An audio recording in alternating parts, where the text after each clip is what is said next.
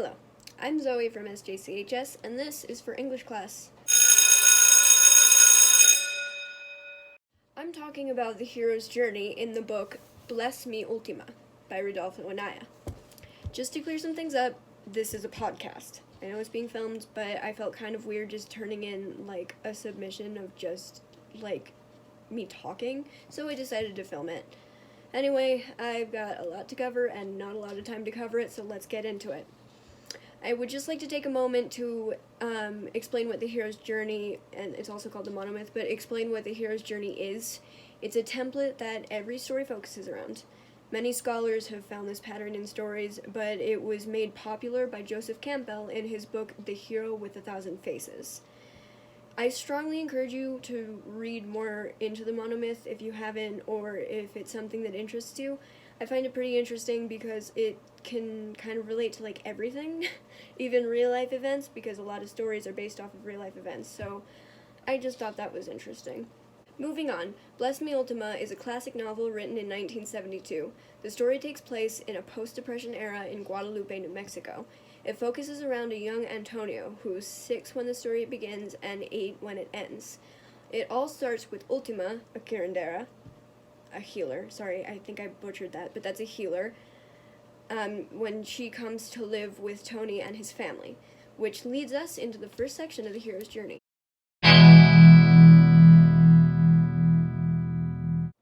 This phase has 5 sections. This is the time where normal life of the protagonist gets interrupted. They learn of the quest, and they find that they have to pursue it. The first section is the call to adventure. This is the moment that the protagonist's life as they knew it begins to crumble around them. In our book, Bless Me Ultima, this moment will be Tony's first dream, which is about his birth. On page 5, it says, "This one will be a Luna," which is the mother's side of the family. The old man said, "He will be a farmer and keep our customs and traditions. Perhaps God will bless our family and make the baby a priest."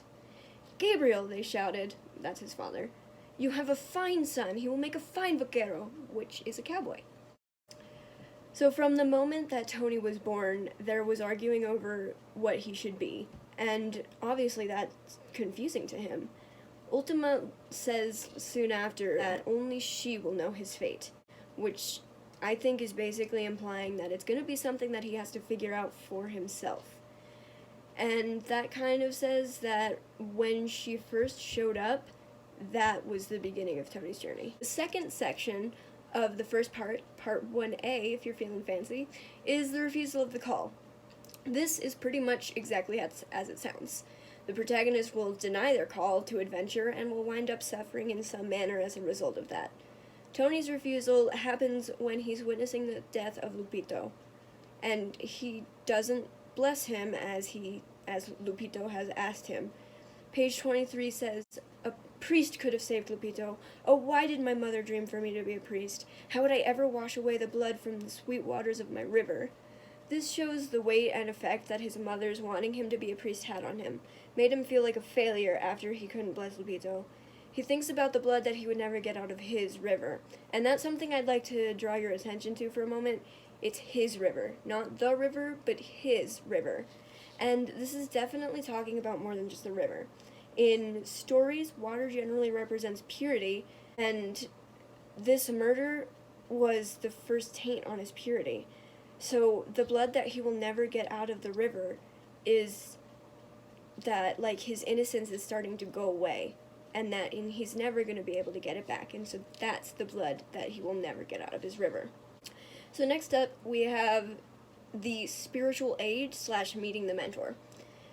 So think Obi-Wan Kenobi, Qui-Gon Jinn, Yoda, use the Force. Those are spiritual aids and mentors. This is the turning point that happens after the hero has accepted their call and are in need of help. In our story, this is when Tony is running home after the murder of Lupito. Also on page 23, "My heart was pounding and my lungs hurt, but a calmness had come over the moonlight when I heard the hooting of Ultima's owl. I realized the owl had been with me throughout the night." So this shows that Ultima was with him in the greatest challenge she had faced. Of course, this changes, but in his life at that moment, he had not faced anything like that. She provided him with the ease that he needed to continue on that night and to let his worries go for the time being so he could sleep. Alright, next is the crossing of the first threshold. This is where the hero leaves the comfort of their home to start their journey.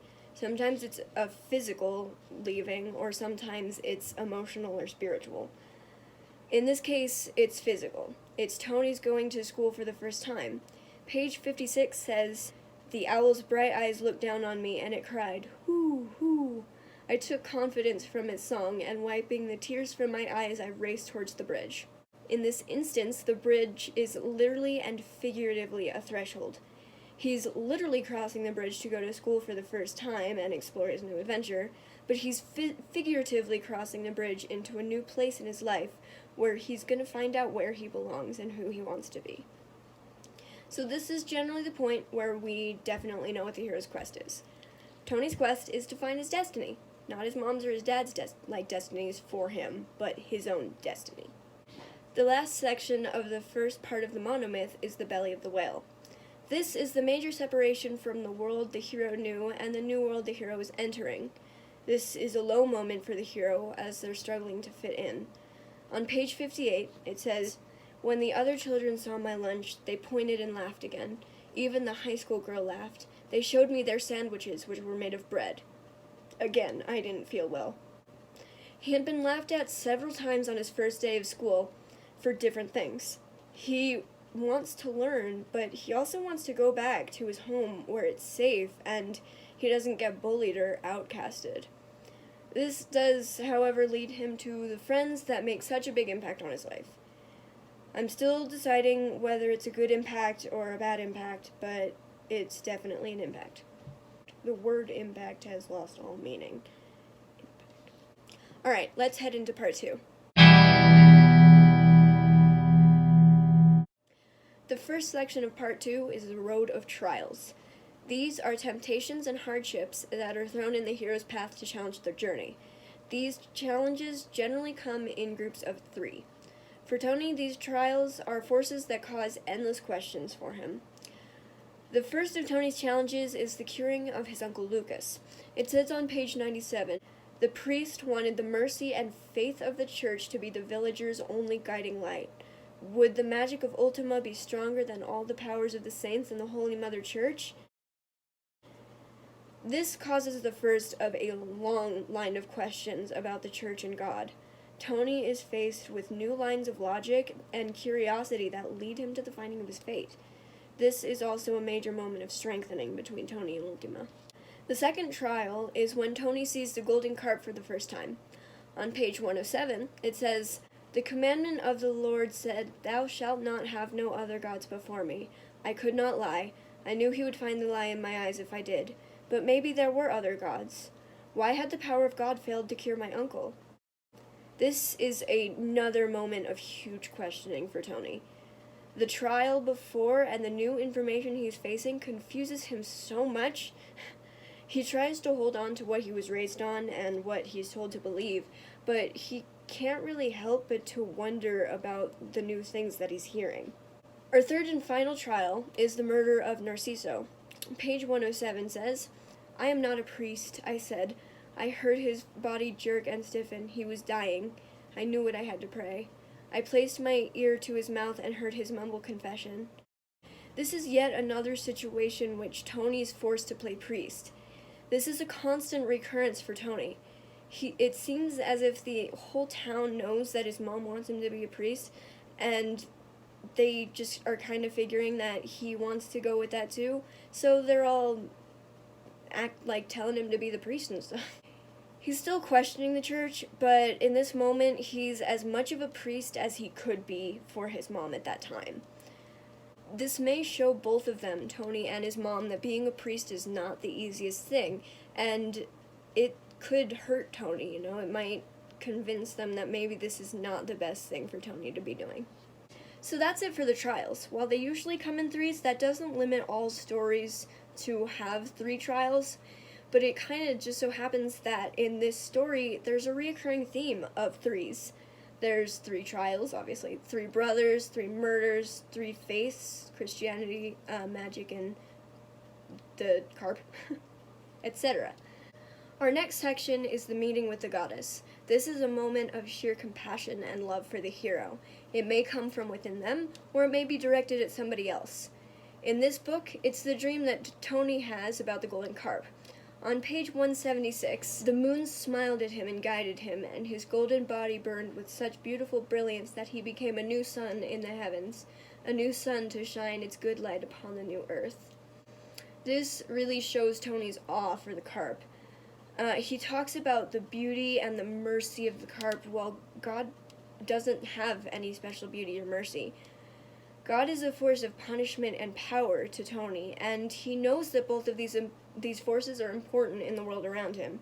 This may be a part of the recognition that he wants both forces in his life, of like the god and the golden carp. Next up, we have women as a temptress.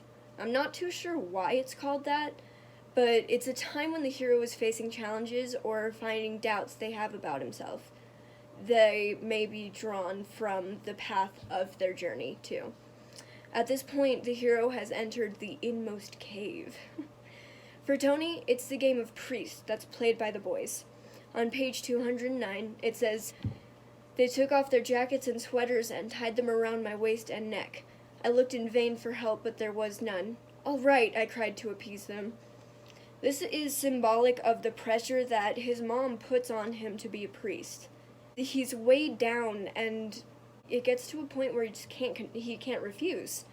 It may also be representative of the weight that is placed upon him by the whole town, every time that he witnesses a murder, which unfortunately happens more than once, he is, forced to play the priest, and he's forced to do things, not only to witness these terrible things, but to be a part of them, and to feel guilty when he can't do it. Alright, so after this is the atonement with the father. This is where the hero must draw on all they learned to overcome their most difficult challenge. Tony's takes place in the dream he had in chapter 22. On page 244, it says, "What is left?" I asked in horror. "Nothing," the reply rolled like silent thunder through the mist of my dreams. This is a terrible moment for Tony. He's in such a confused state in his mind that he feels like he's losing everything he knows. The way I'm interpreting it, this is where he sees he doesn't want just one god. The forces of the carp and God are both gods in his mind, and to lose one of them would be to lose both of them. The way I was reading it, the booming voice that came from the hills was God's voice, and in his dream he lost both of these idols. One of them was killed, and the other one was watching it happen and did nothing. The next section is the apotheosis. This is a part of temporary rest and peace before the hero is thrown back into their battle. This is when Tony went to El Puerto to stay with his uncles. Page 249 says, "The rest of the summer was good for me. Good in the sense that I was filled with its richness, and I made strength from everything that had happened to me, so that in the end even the final tragedy could not defeat me." This was Tony's moment of peace, his eye of the hurricane. And as we all know, in the eye of a hurricane there is quiet for just a moment. He was able to explore a new way of living and contribute to his potential future. He said himself that it was good for him, and it was. It gave him some time to himself until his final conflict arrived. The final section of part 2 is the ultimate boon. This is where the hero emerges from their greatest personal challenge with greater knowledge and in a stronger state. This, for Tony, is the conversation with his father on their way to El Puerto. Page 247 says, "Then maybe I do not have to just be a Merez or a Luna. Perhaps I can be both." This was a big moment for Tony. It was the first time that he had come to an idea of not choosing just one side without feeling punished for it.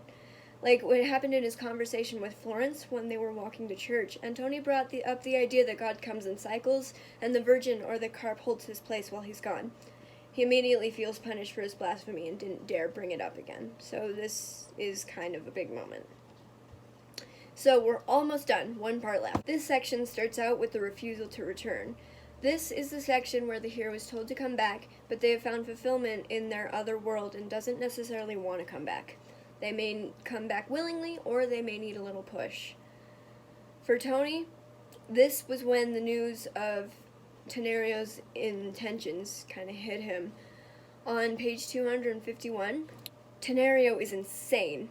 Well, that is a truth that does not concern us, my Uncle Juan agreed, but what does concern me is that the man has been howling his vengeance on La Curandera, Ultima. This was definitely a push for Tony to go back. He knows what he needs to do, and he needs to go. And so he goes. Tenario had killed once before and wants to stop him from doing it again. Next up is the Magic Flight. This is the climax of the story where the hero encounters the biggest threat of his story, or her, or their. This is the confrontation between Tony and Tenario, where he finds out that the owl is Ultima's spirit. On page 244 and 5, it says, "It is the owl, do you hear, you little bastard? It's the owl that is the spirit of the old witch, and tonight I will send that miserable bird to hell as I hope I have sent you!" This was another moment where Tony came face to face with death. This time, however, he came out with new information that he needed to use immediately. Unfortunately, he did not get his hands on this information first. After that is the rescue from without. This is the time where the hero needs extra help to get them back to where they need to be in the normal world. The hero may not realize they need to go back. For Tony, this would be when he learned that the owl was Ultima's spirit. On page 255 it says, "Once that thought fit into the 1,000 fragments of my memory flitting through my mind, the pain of the scratches and scraped skin left me." This was a moment of strength for Tony, brought out of a moment of pure terror. He knew what he had to do, and he went for it. At this point, he did not fear for himself anymore. It was just for Ultima's safety. The next section is crossing the return threshold. This is when the hero returns completely different than as they left and are ready to start a new life. For Tony, it's when he shows his maturity that he's been developing throughout the whole story. Page 259 says, "Take them to their room," I said to my mother. This was the first time I had ever spoken to my mother as a man. She nodded and obeyed. This really shows that he isn't who he was in the beginning of the book. He's now as mature as an 8-year-old can be and is back to where he was, but isn't who he started out. Our second to last section is the Master of Two Worlds. This is the time where the hero finds a way to balance the material and the spiritual worlds. On page 261, it says, "Her hand touched my forehead, and her last words were, 'I bless you in the name of all that is good and strong and beautiful, Antonio. Always have the strength to live. Love life, and if despair enters your heart, look for me in the evenings when the wind is gentle and the owls sing in the hills. I shall be with you.'" This was the moment where he found balance. He has Ultima's magic, God, and the carp all there in his life. They may not be perfectly balanced, but this part of his quest is complete. And lastly, the freedom to live. This is the final reward for the hero. They have finished their quest and is now ready to go about their new life. Page 261 says, "In a week I would be returning to school, and as always I would be running up the goat path and crossing the bridge to go to church. Sometime in the future I would have to build my own dream out of those things that were so much a part of my childhood." He's now back to where he was. He's facing the fact that life doesn't stop and he needs to get back into it. He's thinking about his future and realizing that he constructs his own dream and he doesn't need to rely on what people are telling him. And that's it, the 17 steps of the hero's journey. I do hope that you have enjoyed this, and it wasn't terribly long. I know I had a lot to cover, so it might be a bit long. This is pretty obvious, I think, but none of the work of Bless Me Ultima or the monomyth is my own original work. The only original work here is what I read to you, except for the quotes and stuff, obviously. But yeah, so that is that. I hope you enjoyed. I would like to send out a huge thank you to my mother for helping me with my homework even when she did not want to. So I hope that you have a good day. And wash your hands. And then, or it's directed at somebody else. In the book, it's the dream that Joni? What?